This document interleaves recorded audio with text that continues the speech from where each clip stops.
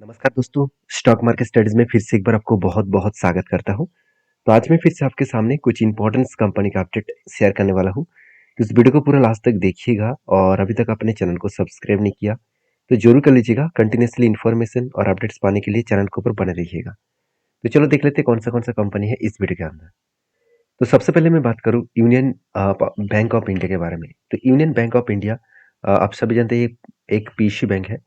और इस बैंक के ऊपर जब मैंने एंट्री लिया था एज ए स्विंग बेसिस में एक एंट्री हुआ था, वो मैं आपके साथ शेयर करूंगा अभी उसका सिचुएशन क्या है। उससे पहले कंपनीज के ऊपर कुछ गुड अपडेट मैं आपके साथ शेयर करता हूँ। देखिए किस कारण की वजह से एंट्री लिया गया था वो जानना बहुत जरूरी है, क्योंकि हर जगह पे आप बाई सेल कर लेंगे तो वो आपको एक बहुत बड़ा झटका भी मिल सकता है, मतलब एक बहुत बड़ा लॉसेस भी झेलने का मौका मिल सकता है। तो यहाँ पे देख सकते हैं कंपनी के जो रेवेन्यूज है, इस बार भी कंपनी के रेवेन्यू एक अच्छा खासा धमाका देखने को मिलेगा। एक्सपेंस को भी कंपनी कंट्रोल में रखने के बाद, सॉरी इंटरेस्ट और एक्सपेंस दोनों को मिटाने के बाद कंपनी के जो फाइनेंशियल प्रॉफिट है, हमेशा फाइनेंशियल प्रॉफिट लॉसेस में होता है, मगर इस कंपनी का प्रॉफिट पॉजिटिव में दिखा। तो जो कंपनी का फाइनेंशियल प्रॉफिट ही पॉजिटिव है तो सोचिए उसके बाद तो आधा से इनकम आएगा, और आधा से इनकम बहुत शानदार दिखा। और फाइनेंशियल प्रॉफिट और आधा से इनकम ऐड होकर टोटल नेट प्रॉफिट जो है वो 13,200 करोड़ के आसपास पहुंच चुके हैं। जो प्रॉफिट बिफोर टैक्सेस जो 20,000 करोड़ के आसपास है। तो ओवरऑल बात करूं कंपनीज के जो रिजल्ट है, वो रिजल्ट अपकमिंग जो रिजल्ट आने वाला है क्वार्टर फोर का, वो बेस्ट तरीके से रिजल्ट यहाँ पे देखने को मिल सकता है। तो क्वार्टर फोर का बेस्ट तरीके से रिजल्ट यहाँ पे देखने को मिल सकता है, जिसके चलते हैं मुझे लगता है पॉजिटिव एक यहाँ पे रिजल्ट और अपडेट्स देखने को मिलेगा। बाकी इस कंपनी के जो सेल्स का ग्रोथ है, जो जो प्रॉफिट का ग्रोथ है, और सीएजीआर परसेंटेज और रिटर्न ऑफ इक्विटी, सब कुछ देखा जाए तो एक बेस्ट तरीके से सिचुएशन के हिसाब से देखने को मिला। अभी कंपनी के बैलेंस शीट के बारे में बात करूं तो कंपनी के जो रिजर्व है वो भी लगातार देखिए बढ़ते चले जा रहे हैं। और सबसे मजेदार बात यही है कि कंपनी के जो बोरिंग्स, जो मतलब कर्जा कंपनी खुद ले रहा है, वो हर साल हाई होता देखने को मिला। तो कोई भी फाइनेंस और बैंकिंग कंपनी हर साल अगर खुद के कर्जे को बढ़ा रहा है तो इसका मतलब बेस्ट तरीके से खुद के बिजनेस को आगे लेके जा रहा है। अभी देखिए पिछले सालों में जो कंपनी का कर्जा लिया था वो करीबन 1 लाख, सॉरी माफी चाहता हूँ, 10,85,000 करोड़ के आसपास कर्जा था। इस बार 11 लाख करीबन 63,000 करोड़ के आसपास कर्जा है। तो अच्छा खासा कर्जा कंपनी लेके रखा है, और साथ ही साथ कंपनी बिजनेस को अच्छा खासा कर रहा है, जिसके चलते इन्वेस्टर देखिए डीएस और एफआईएस दोनों के बारे में बात करूँ तो एफआईएस के पास एकदम 1% के आसपास होल्डिंग था, वो बढ़ के 6.5% हो गया। डीएस के पास 7% होल्डिंग था, वो बढ़ के 12% हो गया। मतलब बेस्ट तरीके से यहाँ पे रिजल्ट देखने को मिला है। तो मुझे लगता है बेस्ट तरीके से सिचुएशन यहाँ पे बनता हुआ देखने को मिले। बाकी इस कंपनी के ऊपर जो टेक्निकली चार्ट पैटर्न बना था वो मैं आपको बता दूं। देखिए फाइनली इस कंपनी के ऊपर एक बेस्ट तरीके से एंट्री लेवल बना, वो कुछ इस तरीके से है। पहले आप देखेंगे तो कंपनी का लंबा जर्नी के हिसाब से देखा तो कंपनी के ऊपर एक क्या बना, एक कप बना, और उसके बाद छोटा सा एक हैंडल बना। तो कप विद हैंडल पैटर्न बनने के बाद फाइनली जो यहाँ पे ब्रेकआउट हुआ, तो ब्रेकआउट आप देख सकते हैं इस लेवल में ब्रेकआउट हुआ, और ब्रेकआउट कंफर्मेशन देखिए, एक्चुअली ब्रेकआउट कंफर्मेशन देखा जाए तो इस कैंडल के ऊपर किया। तो मुझे थोड़ा सा कंफर्मेशन चाहिए इस हायर लेवल में, तब मैं पॉजिटिव थिंकिंग और भी रखूंगा। और मुझे नहीं लग रहा कि वो नीचे आएगा, क्योंकि जिसका लोअर साइड है वो कंटिन्यू हायर साइड में क्लोजिंग हो रहा है। मतलब कंपनी हायर हाई बनते बनते आगे बढ़ने का चांसेस है। तो बेसिकली कंपनी के ऊपर जो टारगेट निकल कर आ रहा है करीबन 280 के आसपास, कोई छोटा मोटा टारगेट नहीं है। जो एंटी लेवल से टारगेट बना है वो करीबन 85% के आसपास। तो मुझे लगता है कि बेस्ट तरीके से टारगेट यहाँ पे अचीव होने वाला है, और बेस्ट तरीके से टारगेट यहाँ पे मिलने वाला है। तो इस तरीके से अगर टारगेट मिले तो बड़ी बात है। बाकी आपकी क्या राय है जरूर मुझे कमेंट्स करके बताना। नेक्स्ट जो कंपनी है उसके बारे में चर्चा करूँ, उसका नाम है तेजस नेटवर्क। देखिए तेजस नेटवर्क आप सभी जानते हैं टाटा ग्रुप की कंपनी है। और तेजस नेटवर्क के ऊपर मैं पहले आपको अपडेट दिया था कि कंपनी अगर एक क्वार्टर में रिजल्ट अगर पॉजिटिव कर दे तो कंपनी धमाका कर देगा। तो बहुत दिनों से जो मैं ट्रेड लेकर रखा था, फाइनली उसका टारगेट हुआ। इस तरीके से मैं आपको बार बार बोलता हूँ कि इस मार्केट में एक चीज हमेशा याद रखना, पेशेंस सबसे ज्यादा इंपॉर्टेंस होते हैं। हाँ, पेशेंस वही कंपनी के ऊपर दिखाए जो जो कंपनी आपको फ्यूचर में रिटर्न देने का कैपेबिलिटी रखते हैं। रिटर्न देगा कि नहीं देगा वो अलग बात है, मगर उसका कैपेबल कितना कैपेबिलिटी है वो चेक करना बहुत जरूरी है। क्योंकि इस कंपनी की जो मार्केट कैप है, वो देखा जाए तो कंपनी का 19,500 करोड़ के आसपास इसका मार्केट कैप है। और नोटिस करना कंपनी का वैल्यूएशन बहुत हाई है, 300 के आसपास है। क्या सही में कंपनी का वैल्यूएशन हाई है? अगर कंपनी का करंट वैल्यूएशन दिखाए तो कंपनी के 300 के हाई के ऊपर गया। तो पहले इतना नहीं था, क्योंकि कंपनी के ऊपर जब शानदार तरीके से एक तेजी आया, उस कारण के वजह से कंपनी का पी रेशियो हाई हो गया। तो चलो, पी रेशियो को छोड़ ही देता हूँ। कंपनी का डेप्थ तो देखा जाए तो ज़्यादा है, फिर भी कंपनी डेप्थ को मेंटेन करके काम कर रहा है। और इस बार फर्स्ट टाइम कंपनी 63 करोड़ का प्रॉफिट किया। तो जो जो डेटा मैं आपको दिखाने वाला हूँ, यहाँ पे कुछ ध्यान से देखना। कंपनी के सेल्स अगर हर क्वार्टर को देखूँ, तो कंपनी के सेल्स हर क्वार्टर में धीरे-धीरे करके बढ़ता हुआ देखने को मिले। मगर इस बार सारे हद पार कर दिए। फर्स्ट टाइम कंपनी 4 डिजिट तक कंपनी सेल्स को लेके गए। और मज़ेदार बात यही है कि पिछले सालों में जो सेल्स था, उससे दुगना से भी ज़्यादा कंपनी का सेल्स बढ़ता हुआ देखने को मिले। तो सेल्स बढ़े, एक्सपेंस को कंपनी कंट्रोल में रखे, उस बेसिस में कंपनी का नेट प्रॉफिट, वो भी देखिए। पहले तो प्रॉफिट हुआ करता था, उसके बाद देखिए कंटिन्यूअसली लॉस, कंटिन्यूअसली एक बार भी आपको प्रॉफिट नहीं दिखेगा। फाइनली इस बार प्रॉफिट भी किया, और वो भी हाईएस्ट प्रॉफिट है। तो इसी नजरिया को देखने के लिए मैं तरस रहा था, और मुझे लग रहा था कि एक ना एक दिन वो कंपनी प्रॉफिट करके दिखाएगा। फाइनली प्रॉफिट हुआ, जिसके कारण शेयर में एक मैसिव जंप आपको देखने को मिलेगा। अभी चलो इन्वेस्टर क्या कर रहा है वो भी देख लेते हैं। देखिए, इन्वेस्टर इस कंपनी के ऊपर पहले से ही निवेश करके कंटिन्यू कर रहा था। तभी मैंने आपको बताया था कि जब कोई इंस्टीट्यूशन कोई भी शेयर के ऊपर खराब टाइम में भी कंटिन्यू कर रहा है, तो सोचना उस कंपनी के ऊपर एक ना एक दिन वो जरूर कुछ रॉकेट की तरह परफॉर्मेंस करेगा। क्योंकि इंस्टीट्यूशन को ज्यादा से ज्यादातर नॉलेज होता है रिटेल पब्लिक से, क्योंकि उसके टीम होते हैं, वो बहुत ज्यादा रिसर्च करते हैं, कंपनी के मैनेजमेंट के साथ बात करते हैं, तो उसको पता चलता है कि एक्चुअली कंपनी के अंदर क्या हो रहा है।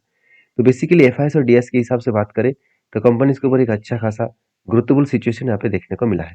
बाकी इस कंपनी के ऊपर जो टेक्निकली चार्ट पैटर्न बना, उसको दिखाने से पहले कंपनी के ऊपर जो अपडेट मैं आपको दिखाऊंगा। देखिए, ये पता चला कि Tejas network turn to profit financial quarter 4, और वो भी कितना 20%। 20% यहाँ पे मतलब शेयर में जम देखने को मिला। वो एक ही कारण की वजह से, वो है कंपनी फर्स्ट टाइम प्रॉफिट किया। फर्स्ट टाइम मतलब बहुत क्वार्टर के बाद कंपनी प्रॉफिट किया, इसलिए मैंने फर्स्ट टाइम बोला। अभी देखिए कंपनी के टेक्निकली चार्ट पैटर्न क्या बता रहा है। देखिए, मैंने एंट्री कहाँ पे लिया था।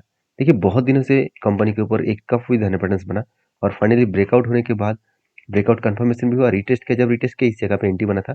और देखिए उसके बाद देखिए बहुत दिनों तक इंतजार करा, और 200 डेज मूविंग एवरेज के नीचे भी आया। तभी मैंने आपको बताया कि ये जो लेवल है, ये लेवल स्ट्रांगली लेवल है, क्योंकि इस लेवल तक आने का चांसेस है। क्योंकि यहाँ पे एक स्ट्रांगली क्या था, कंपनी के एक रेजिस्टेंस था, वही रेजिस्टेंस कंपनी के लिए अभी सपोर्ट बनेगा। देखिए फाइनली वही लेवल में कंपनी 2 बार सपोर्ट बना, 3 बार सपोर्ट बना, और 3 बार सपोर्ट बनने के बाद कंपनी यहाँ से बाउंस बैक की। और जब भी रिजल्ट आया, और उसके बाद देखिए कंपनी के ऊपर एक धमाका परफॉर्मेंस हो गया, और इतने दिनों का जो इंतजार था, वो फाइनली यहाँ पे प्रॉफिट मिला। तो कितने दिनों में मिला? देखिए, मैं अगर एंटी लेवल से, जिस दिन एंटी मिला उस लेवल से अगर टारगेट तक देखूं, तो ऑलमोस्ट 274 डेज। तो 274 डेज में कितना रिटर्न मिला? 33%। तो मैं हमेशा बोलता हूँ कि 33% तो रिटर्न बहुत ज़्यादा हो गया।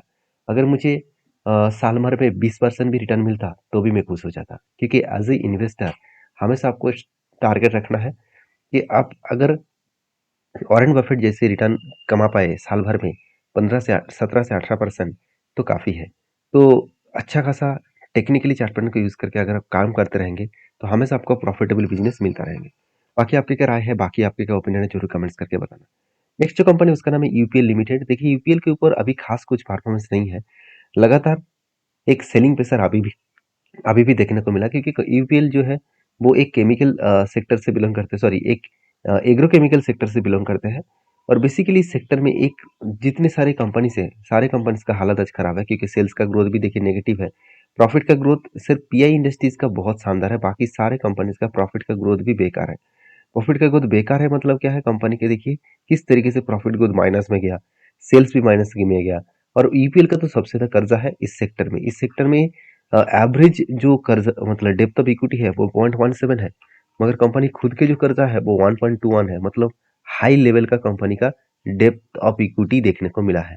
तो मुझे लगता है जो सिचुएशन है, उस सिचुएशन के हिसाब से बात किया जाए, तो कंपनी इसके ऊपर बहुत ज़्यादा प्रेशराइज है। फिर भी यूपीएल एक टाइम नंबर 1 पोजीशन में था। यूपीएल एक अच्छा खासा परफॉर्मेंस कर रहा था। अभी यूपीएल में उतना ज़्यादा ग्रोथ देखने को नहीं मिला है।